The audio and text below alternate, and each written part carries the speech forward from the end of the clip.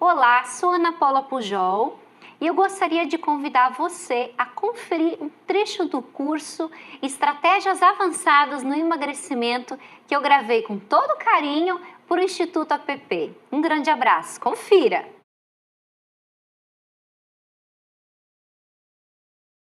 E como é que a gente faz a modulação do cortisol? Evitando álcool, café, se o paciente for sensível à cafeína. Se ele não for sensível à cafeína, não tem problema, ele pode consumir o café. O excesso de sódio, que também ativa a 11 beta-desoxidrogenase 1. O sono de qualidade, importantíssimo para manter níveis de cortisol adequados. Modular o estresse.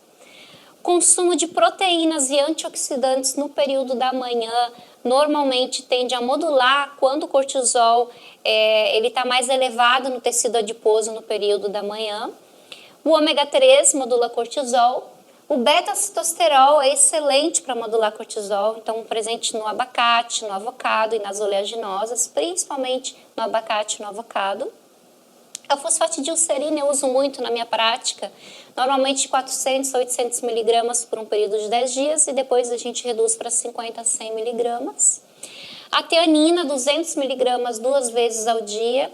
A vitamina C para modular cortisol em doses maiores, 1 grama, só que daí fracionado ao longo do dia em dose de 200 miligramas. E alguns excelentes fitoterápicos, como crocus sativos, citrussinenses, a rhodiola rosae eu uso muito. O crocus sativos é o conhecido como safrin, né, um nome comercial, os citrussinenses como cerenzo. Melhora muito o cortisol, a compulsão alimentar. Igualmente Panax ginseng, Glycyrrhiza glabra, né, que é o licorice, a Passiflora incarnata, o Itania sonífera, todos são adaptógenos, moduladores de cortisol, redutores da ansiedade também. A L-teanina, ela é bem interessante porque ela atravessa a barreira hipotalâmica dentro de 30 minutos após o consumo, reduz o estresse físico e mental, a ansiedade, melhora a concentração e também promove o relaxamento por estimular o GABA, dopamina, serotonina e as ondas alfa cerebrais. Né? Então, e ela não gera aquele sono excessivo, então a pessoa consegue ficar mais focada sem gerar sonolência. A Camellia sinensis, né, tem a teanina, só que ela tem a teanina mais a cafeína, podendo também ser interessante na performance cognitiva e na atenção. Só que se o paciente for sensível à cafeína, já não é interessante essa associação, né, o uso da Camellia sinensis.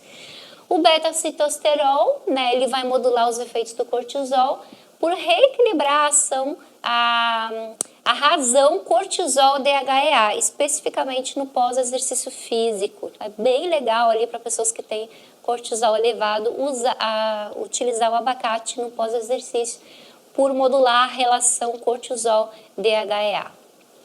O ômega 3 também não fica de fora novamente para a modulação do cortisol. E esse é um estudo que mostra os efeitos inibitórios da ativação do eixo hipotálamo adrenal via atuação direta no sistema nervoso central. Então, a suplementação com óleo de peixe durante 3 semanas, reduziu significativamente as concentrações plasmáticas de cortisol em resposta a um evento estressante em indivíduos saudáveis. A dose utilizada nesse estudo foi uma dose de 3 gramas, totalizando 1,2 gramas de EPA mais DHA. E aqui eu chamo a atenção para algo que tem se falado muito, né, que seria o exercício aeróbio em jejum. Então, os estudos mostram que realmente o exercício aeróbio em jejum, ele gera um gasto, um maior nível de oxidação lipídica, podendo chegar até oxidar 30% mais gordura do que em estado alimentado. Só que também se observa um aumento no cortisol com o exercício aeróbio em jejum, quase que duplicando os níveis de cortisol. E isso pode alterar, interferir metabolicamente nos estados sistêmicos do paciente.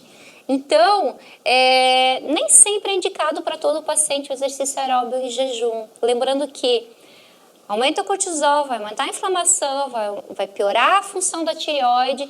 Então, já está num estado de restrição que pode estar desencadeando um mecanismo compensatório para recuperar esse peso, uma alteração metabólica no organismo.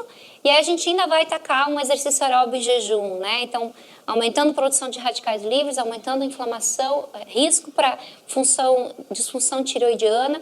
Então, sempre em conjunto com o educador físico, tem que se pensar bem se realmente o exercício em jejum é uma boa alternativa.